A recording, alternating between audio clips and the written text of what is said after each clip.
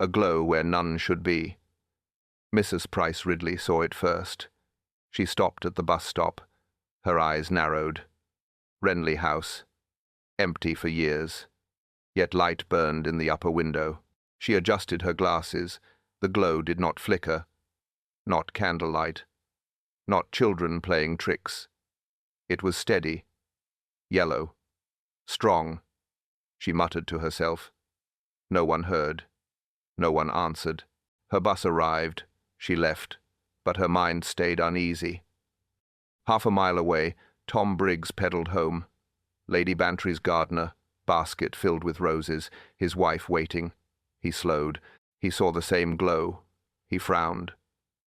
Renly House stood dark for years. No owners, no visitors. Yet, tonight, a light. He scratched his head. He muttered to his roses, "What business has anyone there?" No reply, only the creak of his bicycle. He moved on, but doubt clung to him. Later, Reverend Clement walked back from Much Benham. He paused at the gate. The house stood in silence, weeds high, hinges rusted. But the glow above caught his attention. He spoke softly.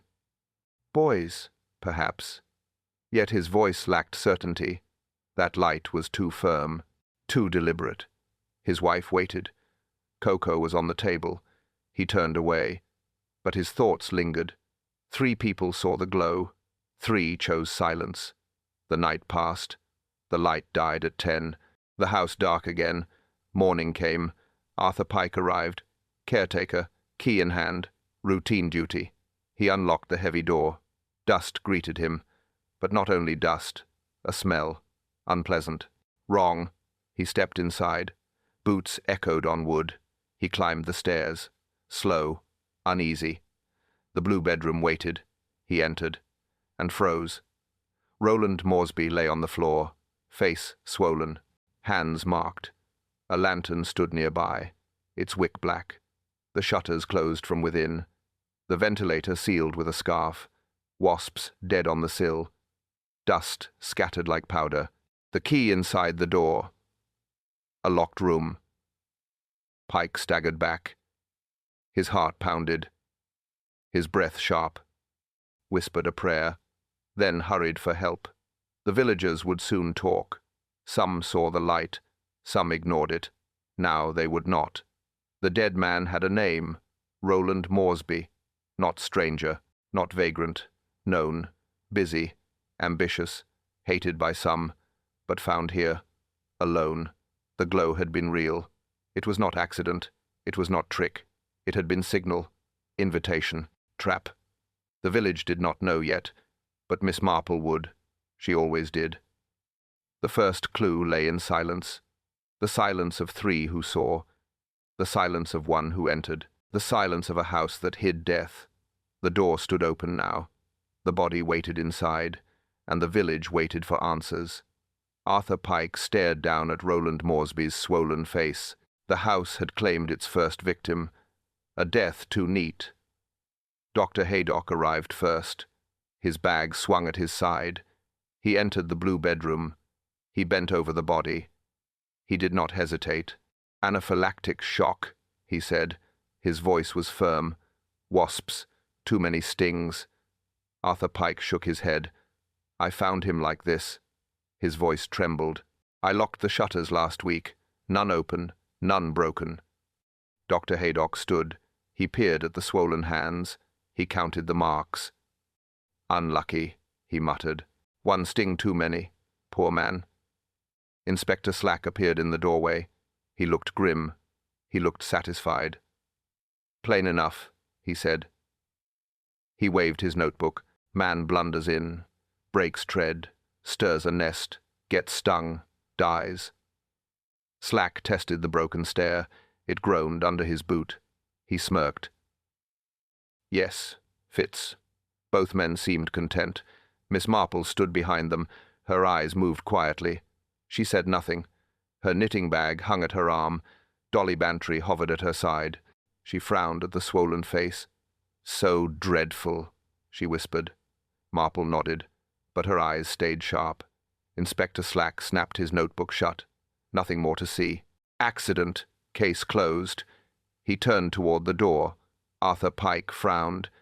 "Begging your pardon, sir. But why was the ventilator sealed?" Slack waved his hand.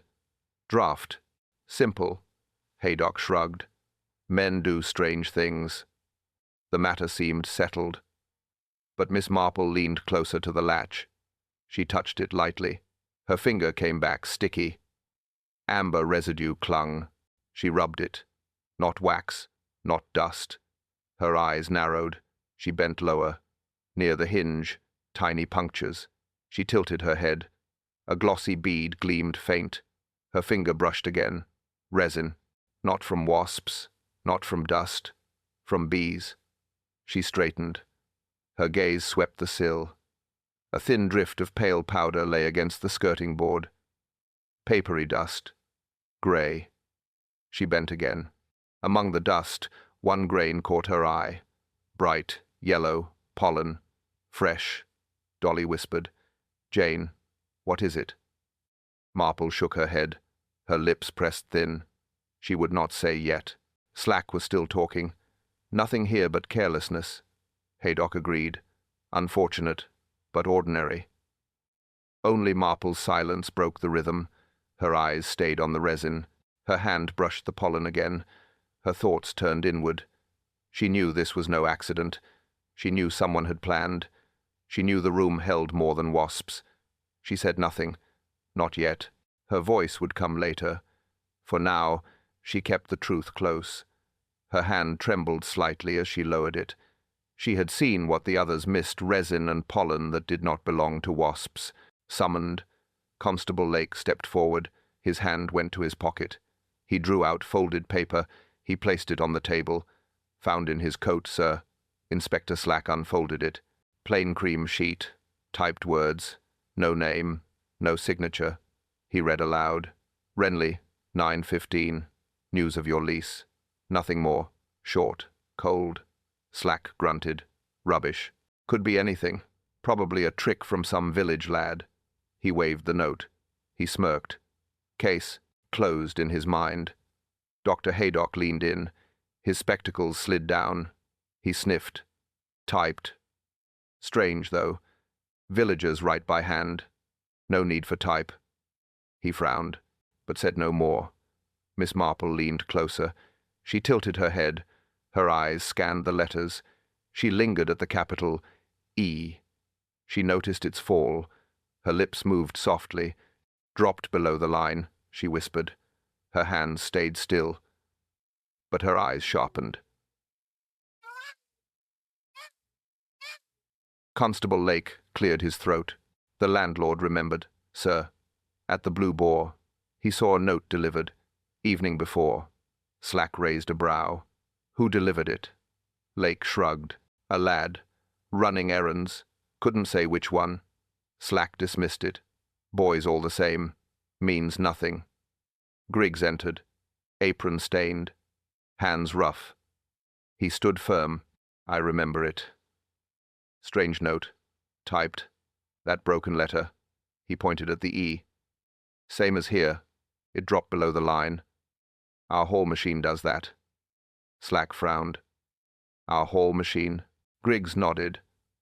"Women's Institute typewriter. Old Underwood. Been broken for months. Anyone can use it. Key hangs by the door." Dolly Bantry gasped. "Then anyone could write this? Anyone at all?" Griggs agreed. "Yes, many use it. Notices. Lists. Announcements." Miss Marple stayed silent. Her fingers touched the corner of the paper. She felt faint grit. A smear caught her nail. Resin again. The same as before. She said nothing yet. Her eyes shifted to Dolly. Dolly's face was pale. She whispered, "So he came here because of this?" Inspector Slack groaned. "Still nonsense. He was a fool. House was unsafe. That's all." He folded the note roughly. He stuffed it back into the envelope. Dr. Haydock gave a weary sigh. Still, odd business. A typed summons. No name signed. No witness to the sender. Odd. He shook his head. He left the rest unspoken. Miss Marple lowered her eyes. Her knitting needles clicked once, inside the bag. Her silence weighed more than words. She knew this was not chance. This was call. This was design. She looked once more at the crooked E. She looked at the faint smear at the fold. Her lips parted. Her voice was low, her tone steady. Miss Marple murmured, "This was no accident. He was called here." "The machine that speaks." Inspector Slack pushed open the hall door. The Women's Institute stood empty. Constable Lake followed close. Miss Marple and Dolly Bantry behind. Slack pointed at the cupboard. "Key hangs here." He lifted it from the hook. He turned it. The cupboard opened. An old typewriter sat inside. Underwood, dust at the base. Ribbon faintly smudged. Keys stiff. Miss Marple leaned forward, her eyes fixed on the E. She pressed it. The letter sank too far. It dropped below the line. Slack nodded. "Well then, this is it. Same fault. Matches the note." He struck more keys, some stiff, some sharp. But only E was wrong. Constable Lake jotted in his notebook, "Machine matches. Confirmed." Dolly Bantry frowned. "But who used it?" Slack shrugged. "Doesn't matter. Machine proves it came from here. We just ask, who typed yesterday?" Miss Marple spoke softly. "And the day before? And the week before? We must know all who touched it." Slack looked irritated. "Pointless. Too many. Everyone uses it." Footsteps echoed. Martha Pathick entered, arms full of jars. She froze. Saw them by the cupboard. Her face colored. "That's our machine. I used it last month. Honey show notices. Someone had to." Miss Marple asked gently, "You typed them yourself?" Martha nodded. "Yes. I served as secretary that week. I prepared announcements." Her eyes shifted away. Dolly whispered, "Then she knows the fault." Inspector Slack pressed harder. "Who else uses it?" Martha set down her jars. "Plenty. Anyone from the committee. Notices. Recipes. Circulars. The key is always here. No one asks. No one guards." Lake looked uneasy. "So anyone could have slipped in. Anyone could have typed that summons." Miss Marple's eyes narrowed. Her gaze moved to the keys. Faint yellow specks clung between letters. She tapped lightly. Dust fell. Not dust. Pollen. She brushed it with her nail. A tiny smear stuck. Resin. Again. Her eyes lowered. Her silence deepened. Slack stayed impatient. "Machine found. End of it. The rest is noise." But Miss Marple thought otherwise. Her thoughts circled. So many hands, so many opportunities, but only one with reason, only one with patience. Dolly's hand trembled. She looked from the machine to Miss Marple. Her voice cracked. "But Jane, doesn't this mean—" Miss Marple cut her short with a glance. Her lips stayed pressed, her eyes fixed on the broken E. Her thoughts locked inside. The hall stayed silent. Slack still scribbled. Lake still watched. Martha turned away, and Dolly grew pale. Dolly Bantry blurted, "Then anyone could have written it." "Enemies of land." Miss Marple sat quietly. Her needles moved. Dolly leaned close. "What are you thinking, Jane?" Marple did not answer at once. She watched Inspector Slack. He still wrote in his notebook. He muttered about machines and fools. Then Griggs, the landlord, cleared his throat. He had lingered. He rubbed his apron. "There's more," he said, "about Mr. Moresby." Slack looked up. "Well, speak." Griggs straightened. He asked about the allotments. The old cottages, too. Wanted prices. Wanted names. He was sniffing round the village lands. Dolly gasped. "The allotments? Behind the church?" Griggs nodded. "Yes, my lady." He asked twice. Said buyers were waiting. He meant to sell. To tear down. To build new houses. Constable Lake frowned. "That won't sit well. Half the village uses those plots." Griggs agreed. They were angry. "Enough." I heard mutters at the bar. Said Moresby was no friend. Said he would ruin us all. Inspector Slack smirked. Men always complain about property. No one kills for gardens. But Marple's eyes moved. Her needles clicked slow. She murmured, "Do they not? People guard land more fiercely than treasure. Land roots families. Land holds memory. Take that, and you take life itself." Dolly shivered. "You mean someone might?" Marple's gaze held steady. "Someone already has." Haydock had returned. He caught the last words. He set down his bag. "Land disputes cut deep. Old quarrels. Old debts. I've seen men fight over less." Slack grunted. "Still gossip. Nothing more. Stick to facts." Marple did not argue. She asked Griggs softly, "Who spoke against Moresby?" Who muttered. Griggs scratched his beard. "Plenty. Too many to count. Harold Lermer, for one. He said selling land to builders was sin. Martha Pathick, too. Said she'd lose her hives if new houses came. Even young Constance grumbled. She feared squatters if allotments closed." Dolly's face paled. "Then it could be any of them." Marple nodded. "Yes, any. All. The summons note proves plan. The land proves motive. Together they show anger. Strong anger." Slack shook his head. "You spin shadows, Miss Marple. Accident is clear." But Marple stayed firm. Her eyes dropped to her knitting, her voice quiet. "Accident leaves no summons. Accident leaves no pollen. Accident leaves no resin." Silence fell. Each face turned uneasy. The truth pressed close. Marple looked at Dolly, her voice soft. "Anger leaves traces. Anger moves hands. Anger makes traps. And anger grows from loss. Loss of land. Loss of home," Dolly whispered back. "And now, loss of life." Miss Marple nodded once. Her eyes lowered, her thoughts heavy. Miss Marple whispered, "This death hides a rival's anger. Cut too straight." The lantern sat on the sill. Its glass blackened, its wick burned low. Miss Marple leaned near, her eyes focused on the edge. Neat, square, precise, not the ragged tear of accident, not the slant of habit. She touched it lightly. Her finger smudged soot. She stepped back, her voice low. This wick was cut deliberately. "A wick is a wick. Makes no difference." He waved his notebook. "Don't waste time." Arthur Pike stiffened. "Beg pardon, Inspector, but I know lamps. I cut mine slant. Always. Learned from my father. Better draw. Better light." He pulled scissors from his pocket. He showed the angled cut. "See? Always this way." Slack frowned.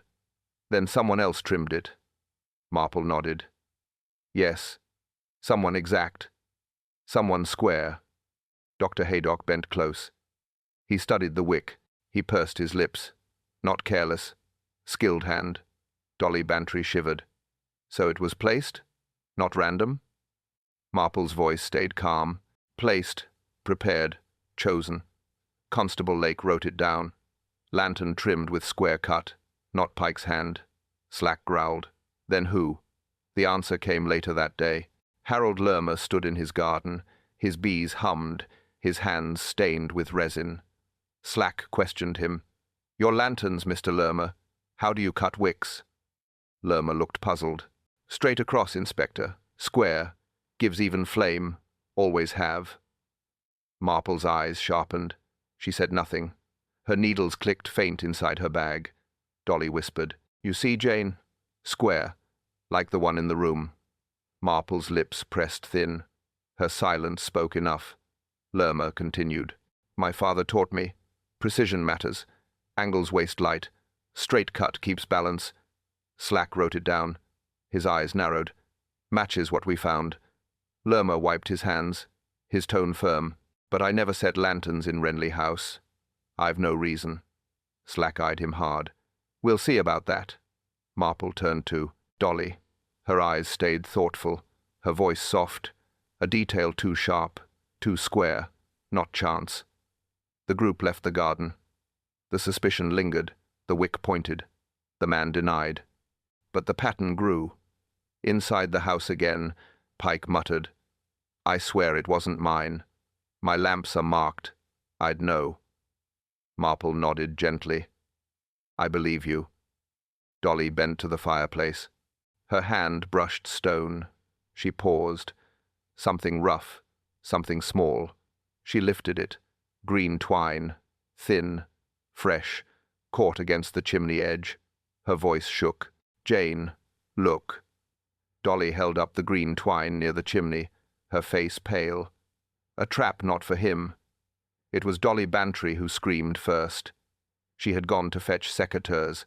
Her shed door stuck. She tugged hard. The door jerked open. She froze. Her basket slipped. Inside, a grey nest clung to the beam. Alive, buzzing, shifting. She stumbled back. Jane, quick! Miss Marple hurried forward, her eyes sharp. She looked up. The nest quivered. Too low, too close. Inspector Slack was called. He stepped inside. His boot struck the floor. The shed shook. The insects stirred louder. Dr. Haydock joined them. He raised his hand. Don't touch. Not natural placement. Someone fixed this here. Arthur Pike came with tools. He cut it free. He lowered it carefully. He tossed it into a barrel. Smoke doused the swarm. The shed went silent, but Dolly trembled, her face pale. Her voice broke. Why in my garden? Why here? Slack rubbed his chin. He muttered darkly. Too convenient. 2 attacks in 2 days. Marple spoke softly. Placed, not drifted, not random. A second hand worked. Lake bent to the floor. He found crumbs of wax. Small. Pressed flat. Marks of binding. He showed them to Slack. Slack frowned. So someone tied it, hung it here, waited for her to enter. Haydock shook his head. Dangerous game. 1 sting could kill. She might have fallen dead, as he did. Dolly's hands shook. She grasped Marple's sleeve. They meant it for me, Jane. But why? Marple looked grave, her eyes fixed on the beam. She touched the nail hole.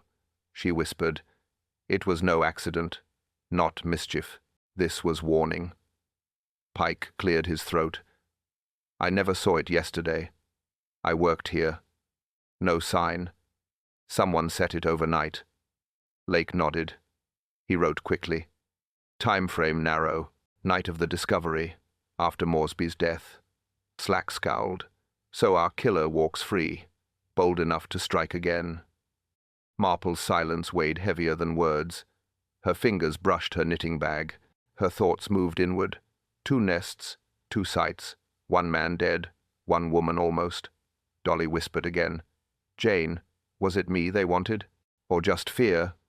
Marple answered slowly. Perhaps not you alone. Perhaps message. Silence the curious. Warn the watcher. Dolly paled further. Her lips trembled. But I am no threat. I saw nothing. Marple's gaze deepened. You are with me. That is enough. Slack barked orders. Check the grounds. Question every villager. Someone carries hives. Someone carries hate. But Marple stayed still. Her eyes stayed grim, her heart heavy. She whispered low, The murderer strikes again. But why her? A nest above. Arthur Pike lifted the ladder. He shoved it against the attic hatch. It creaked open. Dust dropped. Miss Marple stepped forward. She climbed slowly, her hand steady, her eyes sharp. Dolly whispered below, Jane, be careful. Marple ignored her. She pulled herself up. The attic smelled faint. Old timber. Dry air. She crouched low. Her eyes swept. Her fingers touched the boards. Something caught. A cord. Thin, pulled, taut, fixed to a beam. She leaned closer. The knot was neat, precise, not random. Beekeeper's knot, fastened firm. She followed the cord. It led to a hole. Drilled through the floor. Directly above the blue bedroom. Her, lips pressed thin. She whispered. Not accident. Not fall. This was guided. She saw a small box. A matchbox. Smeared with dark streaks. Jam. Sticky. She touched it lightly. Beside it, a square of muslin, soaked in honey. crusted hard, enough to draw insects, enough to bait them. Inspector Slack clambered up after her. He squinted. "What's this rubbish?" Marple pointed. "The cord, the bait, the hole." Slack crouched. He tugged the cord.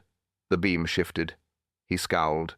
So it dropped straight down, into the room, into the man. Lake climbed next. He bent near. Muslin lured them. Jam fed them. Nest pulled with cord. Straight on him. Slack growled. "Devil's work. Who'd think of this?" Marple answered softly. "One who knows bees. One who works hives. One who studies their ways." Dolly's voice floated up. "Jane, what do you see?" Marple called down. "Proof.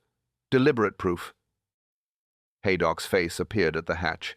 He frowned at the jam, his voice low. No doctor could miss it. This was a trap. Set like a snare. Slack gritted his teeth. He wrote quickly. Killer drilled hole. Placed bait. Fixed cord. Released swarm. Marple's eyes stayed calm. Her hand brushed the resin smear on the box. Her voice barely heard. Patience, knowledge, anger. All three. Slack stood tall, his jaw set. He spat out the words. Not chance, not blunder. This was pulled on purpose. Slack growled. So it was pulled on purpose. 6 minutes slow. Inspector Slack leaned on the gate. Harold Lermer's cottage stood plain. Bees buzzed near the hives. His sister opened the door. She wiped her hands, her face tight, her eyes steady. "Yes, Inspector, my brother was here. All evening." Slack pressed her. "You're certain?" Her voice firm. "I cooked supper." He sat at the table. He did not leave. Lermer stood behind her, arms folded, jaw tight. He said nothing. Miss Marple stepped forward, her tone gentle. "What time did you serve supper?" The sister thought. "Just before 9. Then we ate. By 1:15 we were done." Slack nodded quickly. "There, clear enough. The man was home, couldn't be at Renly." Marple's eyes softened, her question quiet. "And your clock? Is it exact?" The sister blinked. She turned. She looked at the mantel. A brass clock ticked. Its hands showed 4:10. Marple checked her own watch. 4:16. Her lips pressed thin. She said nothing at first. Then gently, "Your clock runs slow." The sister frowned. "Number, it is steady." Marple shook her head. "Steady, yes, but behind," Slack muttered. "How much?" Marple glanced again. 6 minutes. The sister paled. She stammered. I did not notice." Slack scowled. "So supper was not before 9. It was nearer 9 to 6, and by your reckoning, 1:15 was really 9:21. Lake scribbled notes, his pencil quick. He looked up. "That leaves time. Time for him to walk." Slack turned to Lermer. "Explain that, then." Lermer's jaw tightened, his fists clenched. "I was here. I told you." Marple's voice stayed calm. "A walk from here to Renly takes 12 minutes. If supper ended at 9:21, he could leave. He could arrive at 9:33. He could return before 10. Your clock would still shield him." The sister trembled. Her eyes dropped. "I only wished to help him." Lermer barked. "Enough. I was here." Slack's stare hardened. "Or you were not." Haydock spoke quietly. "The times no longer hold. The alibi breaks." Silence pressed heavy. The sister's hands shook. Her lips moved, but no words came. Marple looked at her knitting. Her eyes were sad, her voice low. "Alibis built on false time will always fail." Dolly clutched her arm. "Jane, do you think?" Marple did not look up, her eyes fixed on the path. Her words whispered. Miss Marple murmured. He had just enough time to walk to Renly. Seen at night. Inspector Slack stood firm. Arthur Pike's daughter lingered near the hedge. Constance French. Eyes lowered, hands twisting her apron. Slack barked. "You were seen near Renly, lantern in hand. Why?" She flinched, her voice thin. I walk there sometimes. The place frightens me. I feared squatters. Slack leaned closer. Squatters? Or secrets? She shook her head. No, sir. Only fear. Strange noises. Broken glass. I thought someone hiding. Miss Marple's voice was soft. You carried the lantern into the grounds? Constance nodded quickly. Yes. Only once. Only to look. Nothing more. Dolly frowned. But that was the same night. The night of the death. Constance's lips trembled. Her hands pulled tighter. I didn't know. I swear it. I saw no man. Only shadows. Slack scowled. You expect me to believe that? Convenient story. Constable Lake jotted notes. His pencil scraped. Lantern confirmed. Witnessed by Clement and Briggs. Same evening. Constance looked up, eyes wide.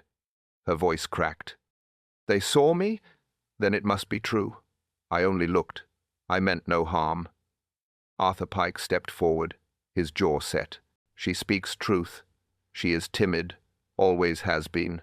She feared trespassers. Slack grunted. Timid, yet walking alone with lantern in haunted ground. I doubt it. Haydock folded his arms. Fear can drive bold steps, but her trembling tells me she hides more. Marple leaned closer, her eyes fixed on the girl.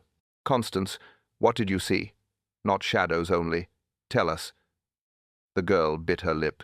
She whispered. I saw a light upstairs. Bright. Not mine. Not lantern. Window glowed. Dolly gasped. The same light others spoke of. Slack narrowed his eyes. Why didn't you say so earlier? Constance shook. I was afraid. I thought I'd be blamed. I thought they'd say it was me. Marple's voice stayed gentle. And yet you came. Why? Constance whispered again. I heard buzzing. Not bees. Louder. Strange. I ran. I never looked back. Slack struck his notebook shut. Half-truths. Always half-truths. Marple stayed calm, her eyes on the trembling hands, her voice soft. Half-truths still hide truth. She saw the glow. She heard the swarm. She carries fear because she knows it mattered. Dolly clutched Marple's arm, her face pale, her words sharp. But Jane, if she saw, if she heard, was she helping or watching? Dolly asked bluntly, were you helping or watching? A cruel message. Griggs wiped the counter. The blue bore lay quiet. A boy rushed in. He dropped an envelope. For you, sir, he said. Then he fled. Griggs frowned. He slit it open. Inside, one card. Plain. White. Cold. Black letters typed. Words sharp. Condolences on the death. One gone. More may follow. Griggs stiffened. His hands shook. He read again. And again. No signature. He hurried to the constable's post. Lake took it. His eyes widened. He saw the broken E, the crooked drop below the line. He called Slack. The inspector arrived quick. He snatched the card. He scowled. His lips curled. Mockery. Pure mockery.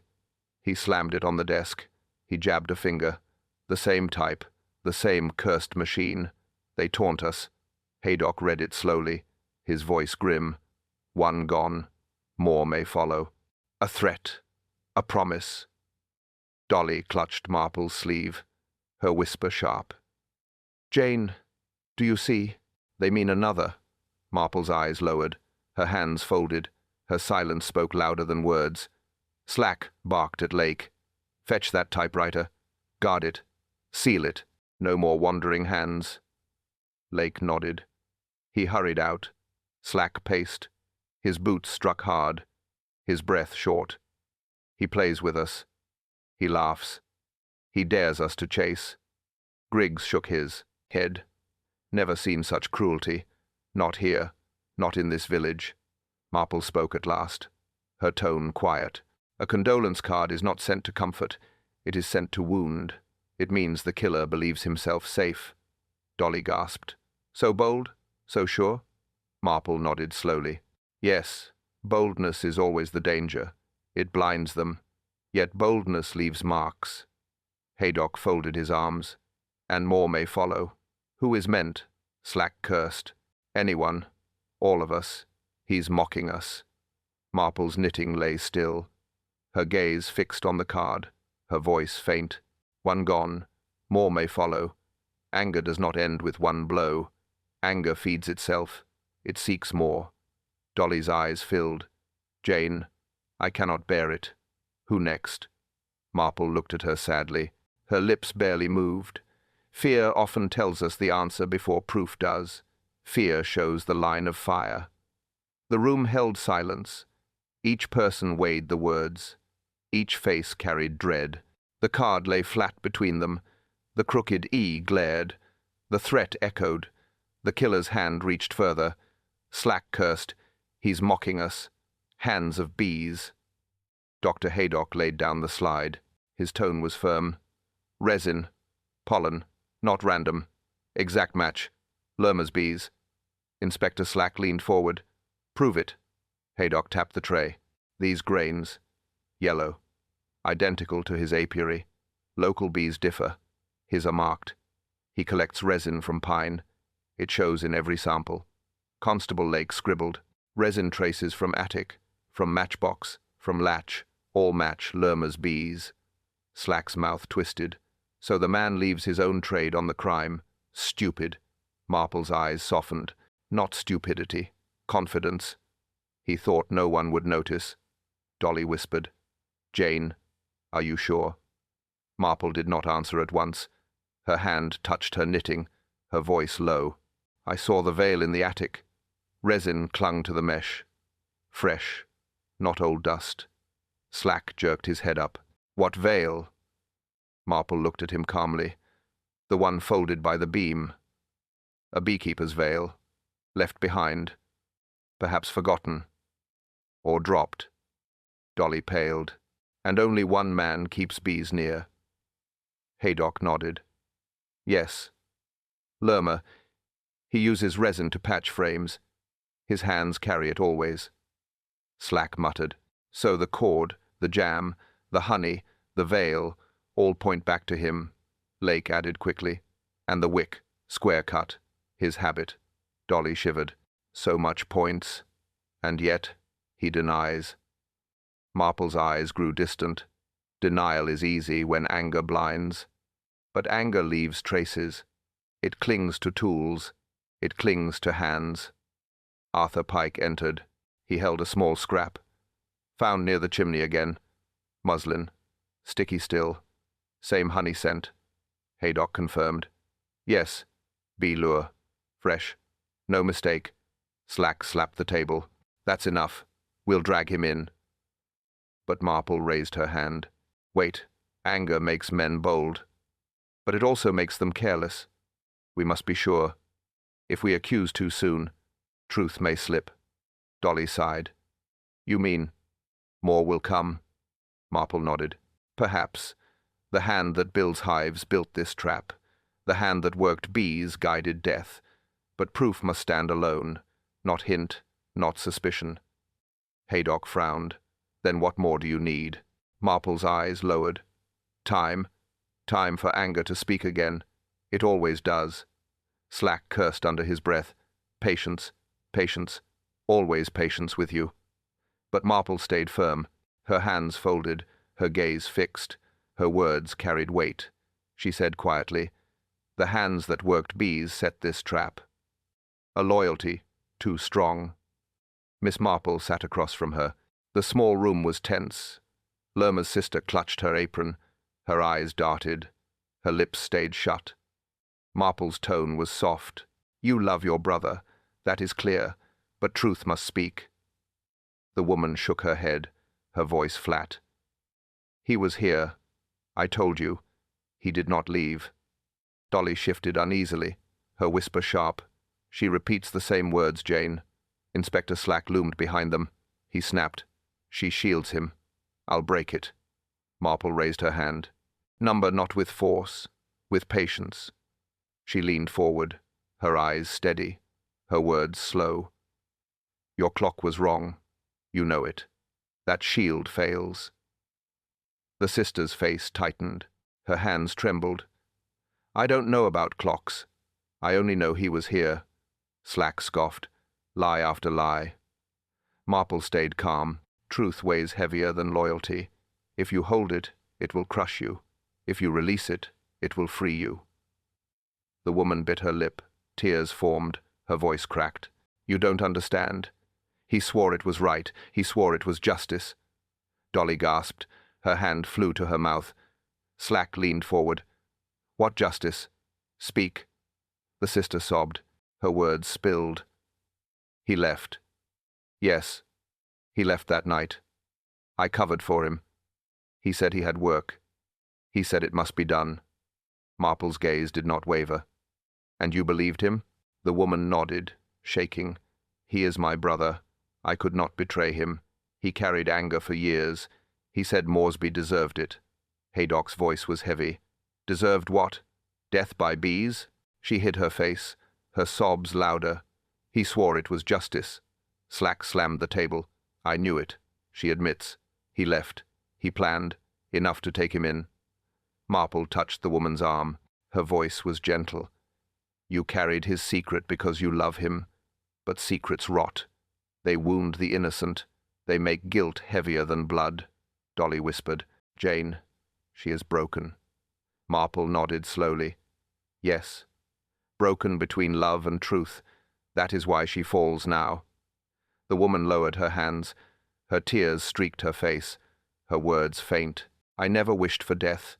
I only wished for his peace. Marple looked at her with pity, her tone quiet. Peace never comes from murder. Only more. Anger follows. The silence deepened. Even Slack did not speak. Only the sister's breath filled the room. Heavy. Uneven. Marple folded her hands, her eyes heavy with sorrow, her words final. The sister whispered. He swore it was justice. Debt of the past. Inspector Slack pushed Lerma into the chair.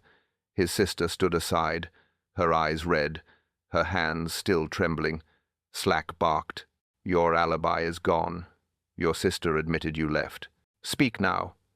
Lerma's jaw clenched, his fists tight. He stared at the floor. He said nothing.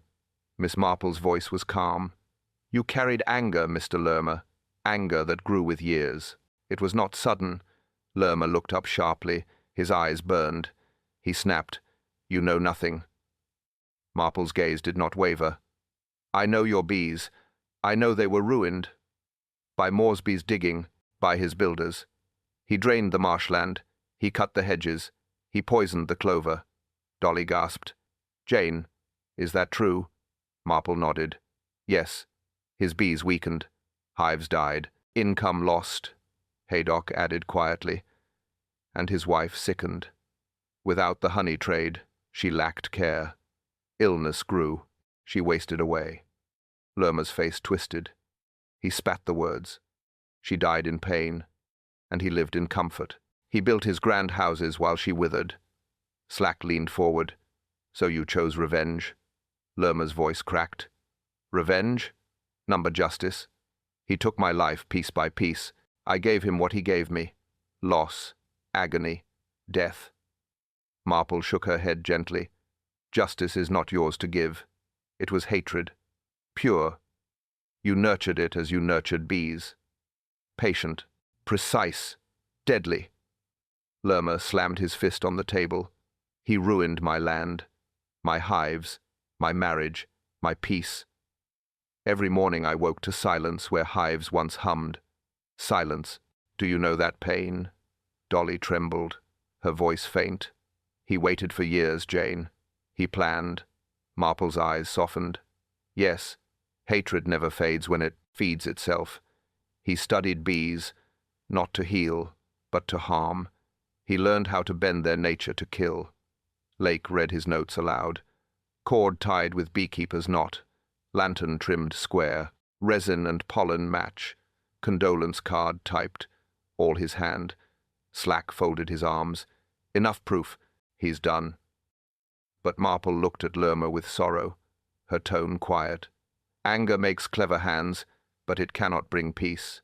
You will find none in prison, none in freedom, none at all." Lerma shook with rage. His voice rose. "You speak of peace? There is none. He stole it. He stole everything." His shout echoed, his face red, his breath short, his eyes wild. Lerma shouted in despair, "He ruined my life!" Truth exposed. Inspector Slack snapped the cuffs. Cold metal locked around Harold Lerma's wrists. The man did not resist. He only glared. Slack's voice was harsh. "Harold Lerma, you are under arrest for the murder of Roland Moresby." Lerma's sister sobbed in the corner. Her hands covered her face. She whispered his name again and again. Reverend Clement stood nearby. He bowed his head, his sigh heavy. "A soul lost to anger," he murmured. Colonel Bantry leaned against the wall, his face pale. He muttered low, "I never thought. Not here." Dolly clutched Miss Marple's arm. Her hands shook, her voice thin. "Jane, I can hardly breathe." Marple steadied her, her tone calm. "It is always hardest at the end. When truth breaks through, it cuts deep." Lerma spat on the floor, his voice rough. "You think you've won. You know nothing of loss." Slack pulled him toward the door. "You'll speak in court." "Not here." Lerma struggled once, then sagged. His voice cracked. "She died because of him. He never paid. I made him pay." Haydock shook his head, his voice cold. "You killed a man with stings. Not justice. Cruelty." Lerma sneered. "You call it cruelty. I call it balance." Lake led them down the hall. The door slammed. Silence returned. Dolly wiped her eyes, her breath uneven. "He frightens me, Jane. That kind of hate, it lingers." Marple nodded. "Yes. Hatred nests in silence. It waits. Then it strikes." Clement spoke again. "May God forgive him. He found no mercy in life. Perhaps he will in death." Bantry muttered, "Forgiveness is far off tonight." Marple's eyes lowered. Her fingers touched her knitting bag, her words soft. "Anger builds like wax in a hive, layer by layer, until it suffocates, until it poisons all it touches." Dolly whispered. "Roland Moresby is dead. Harold Lerma is finished. But why does it still feel unfinished?" Marple looked at her sadly. "Because endings rarely heal. They only reveal." Silence fell again. The weight of truth pressed the room. Even Slack's victory rang hollow. The villagers would gossip. The court would decide. But Miss Marple already knew. Nothing more was needed. The story was complete. Yet sorrow lingered. She glanced at Dolly, at Clement, at Bantry, their faces pale, their eyes heavy. She whispered the words, final, cold, true. Marple murmured, "A man studied bees and learned to kill." Evil planned. The evening drew quiet, the trial still weeks away, the village already restless. Voices whispered in corners, but inside the Bantry drawing room, silence held. Colonel Bantry stared at the fire, his voice low. "I wonder, Jane, was all truly solved, or do we only think so?" Reverend Clement shook his head. Truth enough was spoken. A man confessed in rage.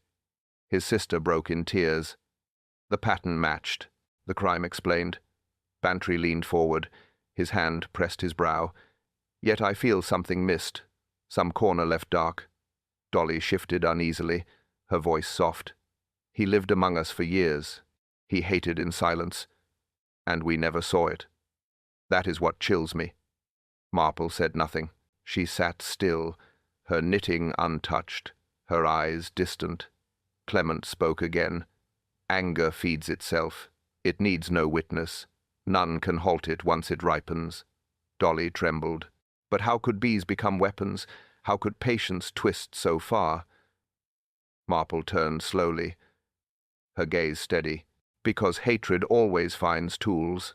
A knife, a rope, a swarm. The object matters little. The will matters most." Bantry looked away. his shoulders heavy. I pity him, but I pity us too. We lived beside such anger and never sensed it. Clement folded his hands. Perhaps it was hidden too well. Perhaps it was meant to be. Marple lowered her eyes, her voice faint. Evil does not walk loudly. It waits, it plans, and it strikes when no one believes it can. Dolly whispered. And now? Will the village heal? Marple's silence deepened. Her lips pressed thin. At last she answered, Time heals wounds. But memory does not fade so quickly. Fear lingers. Doubt grows roots. The room sank quiet again. Only the mantel clock ticked, each second heavy, each face troubled. Dolly glanced toward Marple. You doubt too, don't you? Marple looked at her gently, her words soft. Doubt is wisdom's shadow. It reminds us the story may not be finished. Bantry shivered. His whisper cracked. Then it may happen again? Marple did not reply. Her eyes had drifted to the window. Renly House loomed beyond, dark, silent, watching. Clement rose. He spoke firmly. Justice has spoken once. We must leave the rest. Bantry nodded slowly, but doubt still lingered in his face, and Dolly's hand clutched Marple's arm once more. Marple's eyes stayed on the shadows, her silence heavier than words, her thoughts unspoken. Then came the sound, a slip of paper under her door. She bent slowly. She lifted it. Plain white card, typed letters. The crooked E fell again, her eyes fixed on the words. The note read, This village still stings.